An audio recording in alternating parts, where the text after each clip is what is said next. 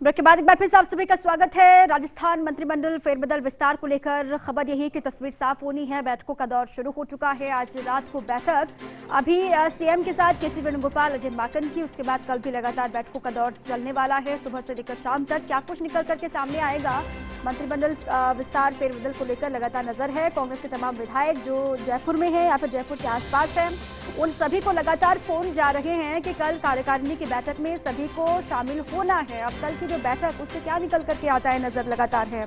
PCC में प्रदेश का कांग्रेस कार्यकारिणी की बैठक कल होगी सुबह 10:30 बजे।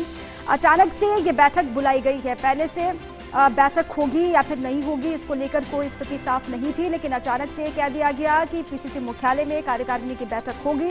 अब निर्णायक बैठक के तौर पर इसको देखा जा रहा है। खबर यही लगातार आ रही है सुबह से ही कि कल जो बैठक होगी उससे लगभग तस्वीर साफ हो जाएगी। आने वाले 2-3 दिनों में ये ऐलान भी कर दिया जाएगा कि किसको क्या कुछ मिलने वाला है, किसको तोहफा दिया जा रहा है। बार बार बड़ी संख्या में विधायक ऐसे हैं, अलग अलग गुटों के आप कह सकते हैं, जिनको इंतजार है, गहलोत गुट के, पायलट गुट के इंतजार है कि उनको कुछ मिलने वाला है।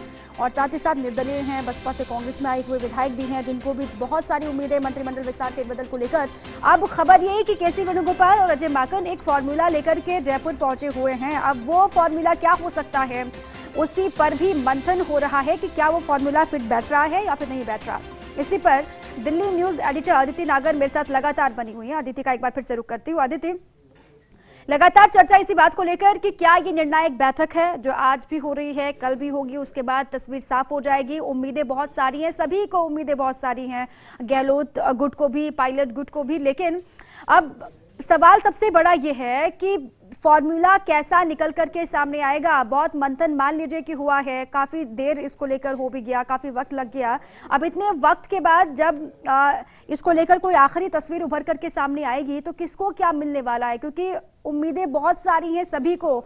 लंबा वक्त हो गया, पहली दफा मंत्रिमंडल विस्तार फेरबदल हो रहा है, तो सभी को चाहिए जो उन्होंने साथ दिया, जो वो काम कर रहे हैं, उसका उनको कुछ रिवॉर्ड मिले। अब क्या किस तरीके का ये पूरा फॉर्मूला हो सकता है, इसको लेकर कोई आकलन आपका, क्योंकि ग्राउंड पर लगातार मौजूद हैं, बारीकी से चीजों को समझते भी हैं, क्या हो सकता है फॉर्मूला, आखिरी फॉर्मूला? देखिए, राजस्थान की सियासत की बहुत महत्वपूर्ण तस्वीर आज और बहुत महत्वपूर्ण दिन भी कहा जा सकता है।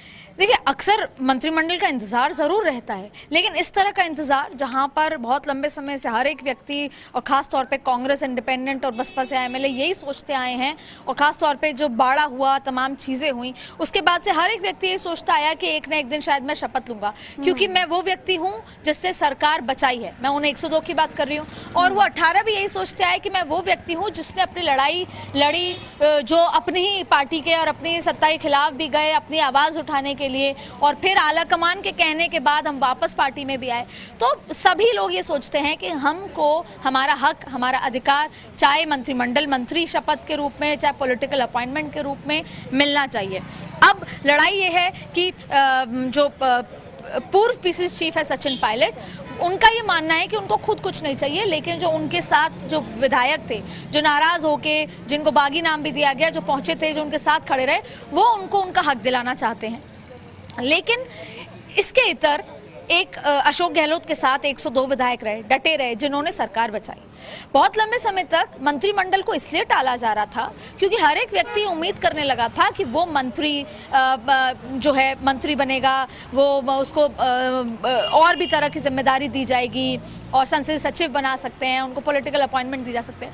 अगर इनमें से किसी को भी नहीं दिया जाए, क्योंकि हाल ही में राजस्थान की राजनीति में नाराज होकर रूठ कर बैठने की परंपरा जो चली आ रही है, तो कहीं ना कहीं अशोक गहलोत को भी ये लगने लगा कि अगर किसी को नहीं बनाया, वो व्यक्ति है जिसने उस सरकार बचाने में सपोर्ट किया, तो वो नाराज होकर बैठ सकता है। क्योंकि कहीं ना कहीं पिछले 2.5 साल में फॉर्मूला कांग्रेस में फ्लोट हो गया है कि अगर आप नाराज हो जाएंगे या प्रेशर बिल्डिंग करेंगे तो शायद आला कमान आपकी बात सुन ले, और सरकार बचाना भी जरूरी है।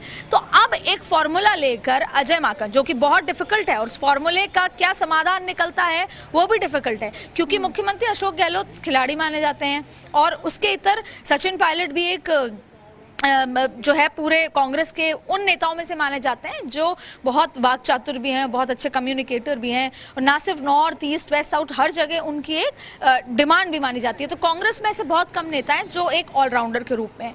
राजस्थान में अनुभव और जो युवा है उन दोनों का एक कॉम्बिनेशन भी अच्छा है, लेकिन सवाल उठता है कि पॉलिटिक्स में कुर्सी में मुद्दा यह है कि विधायक किसके कितने पास है। लेकिन बार बार गहलोत समर्थक ये भी सवाल उठाते हैं कि इलेक्टेड सरकार को से नाराज होकर या उसको गिराने की कोशिश में जो वो 18 विधायक गए, उनको कितना महत्वपूर्ण है उनके लिए इतनी जद्दोजहद करना या उनको इतनी महत्वता देना। लेकिन दिल्ली के लोग ये कहते हैं कि वो 18 विधायकों को 8 महीने तक साइडलाइन रखा, 8 महीने का वो कूलिंग ऑफ पीरियड भी दिया गया। अब क्योंकि अगर भारतीय जनता पार्टी से लड़ना है, नरेंद्र मोदी से लड़ना है, तो कांग्रेस को ना सिर्फ देश में लेकिन हर अलग अलग स्टेट में एकजुट होकर लड़ना ठीक है होगा। अदिति, ऐसे में ये तो बात उन विधायकों की जो खींचतान है, लगातार इंतजार कर रहे हैं, वो निर्दलीय भी हैं, बसपा से कांग्रेस में आए हुए भी हैं, पायलट वाले भी हैं, गहलोत गुट के भी हैं, ये तो बात उनकी। लेकिन अब अगर सिर्फ पायलट की बात करते हैं, क्योंकि उनके रोल को लेकर भी चर्चाएं शुरू हो गई हैं। अब रोल पायलट का क्या होने वाला है राजस्थान कांग्रेस में?